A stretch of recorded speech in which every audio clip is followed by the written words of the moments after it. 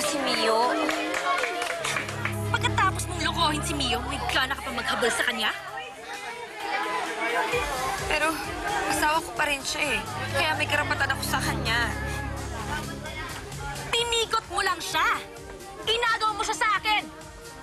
Kami ang magkarelasyon, kaya mas may karapatan ako sa kanya kesa sa'yo! Ano? Ba't di ka makapagsalita ngayon, ha? Babaeng haliparot! Huwag mo ko bigyan ng dahilan para patulang kita, Arlene. Hoy, manloloko. Magpakatotoo ka na. Alam mong hindi mo makukuha si Mio kung hindi mo siya pipikutin. Masahol ka pa sa pokpok. Mamimikot! Buti nga sa'yo nabuko ka na. Nahubaran ka rin. Nakita na yung tunay mong kulay. Kaya kahit anong gawin mo ngayon, kahit maglupasay ka pa sa harapan ni Mio, hindi na siya babalik sa'yo. Dahil hindi niya kaya sikmurain makasama isang babaeng mamimikot. Manloloko!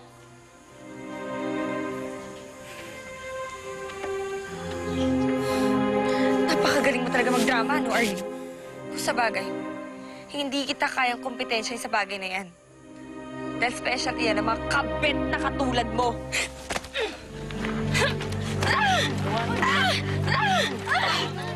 Ayun ka! Tulungan niyo ako! Tama na! Tama na! Bumalik ka dito! Hayop ka! Hindi kita uwi!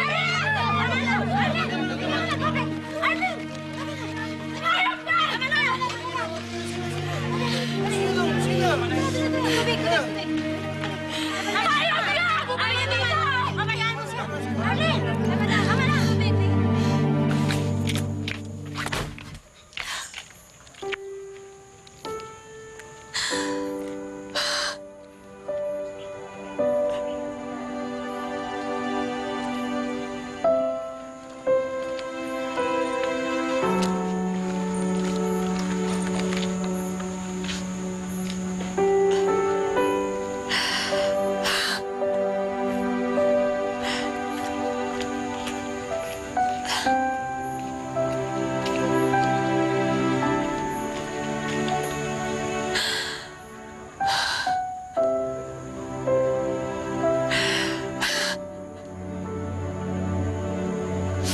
Kasalanan ko to eh. Kaya ngayon, mag-isa na lang ako.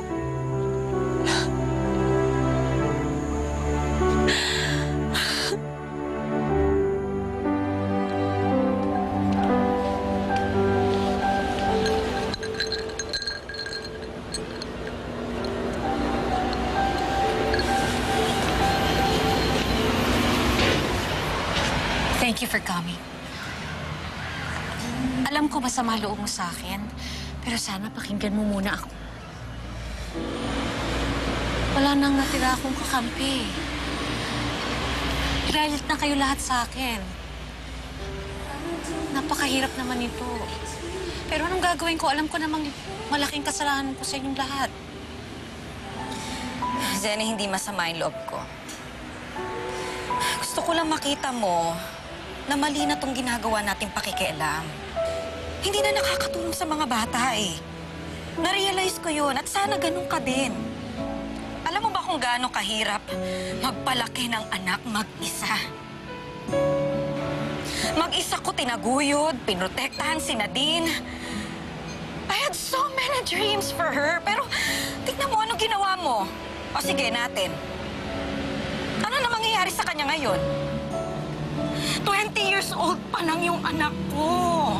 Tapos separada na siya.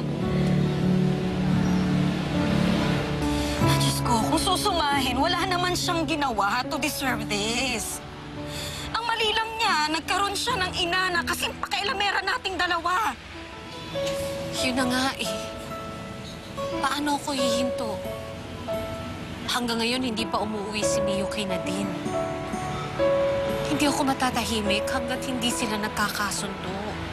Jenny, ano ba? Ano ba? Hindi mo naman maayos isang bagay na wasak na.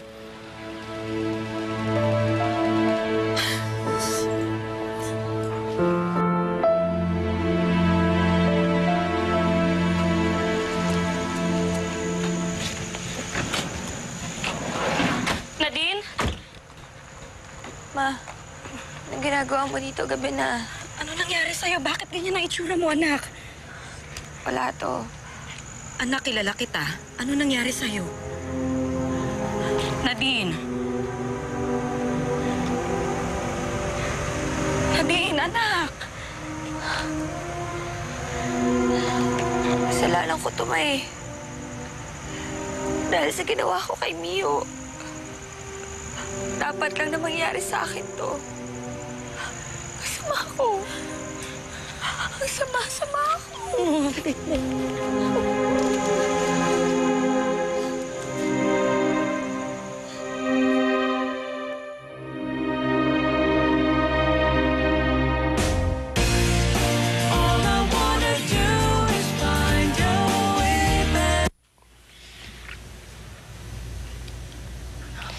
Sorry, Ma. Ako nga ang dapat mag-sorry sa'yo, anak, eh. Huwag mong sisihin ang sarili mo. Kasalanan ko ito, eh.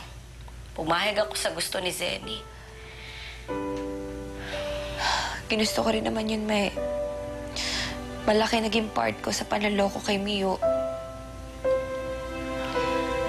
Ano nang balak mo na din? Gusto mo bang bumalik na ng LA? Hindi ko iniisip yan, Ma. Kasi anak, kung tutusin, wala nang dahilan para magstay tayo dito. Ma, ayoko umalis. Are you sure, anak? Hindi kaya mas madaling makapag-move on pag nandun na tayo sa malayo? Hindi ako makakapag-move on, Ma. Hanggat hindi ako napapatawad ni Mio. Kailangan ko siyang makausap. Kailangan ko humingi ng tawad sa kanya. Paulit-ulit akong hihingi ng tawad sa kanya hanggang patawarin na niya ako. Kapag nangyari yun, tsaka lang ako makakapag-move on. Tanggapin man niya ako o hindi.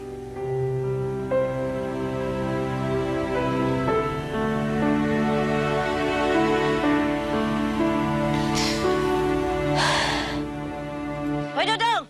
Ikaw na lang umiinom dyan! Uwi na! Uwi!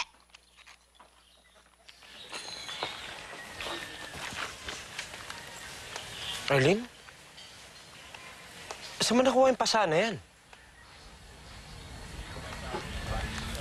Nantahan ako ni Nadine kagabi. Kala niya tinatago kita sa kanya. Nagpumilit siya na kausapin ka.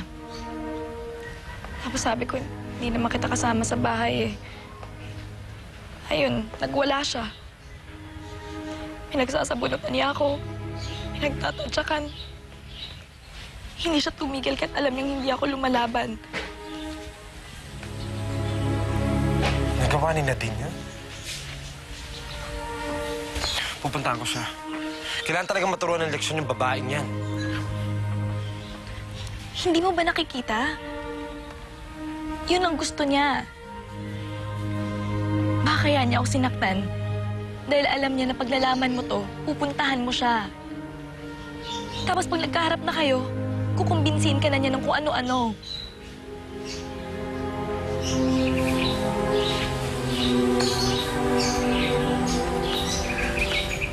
Kalimutan na lang natin na nangyari to. Baka nga pinakamaganda nating gantikin na din eh. Yung hindi na natin siya sisitahin. E di parang nabaliwala lang yung posible niyang pinaplano.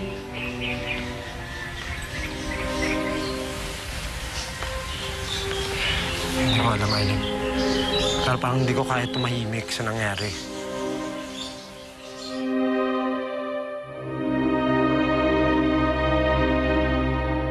Masakit pa rin ba yung katawan mo? Oo, masakit pa rin yung katawan ko eh. Di bale, ipahinga mo na lang yan. Ayoko. Baka mawalan na ako ng oras. Baka kapag ginawa ko yun, mabuo na yung desisyon ni Mio na hiwalay na talaga ako. Kailangan ko pa rin siya makausap. Hindi yata magandang idea na kausapin mo siya ngayon. Kasi nung last na nakausap ko siya, galit pa rin siya sa'yo eh. Bahala na. Hindi naman siguro tatagal yung init ng ulo niya eh. Baka sakali magbago pa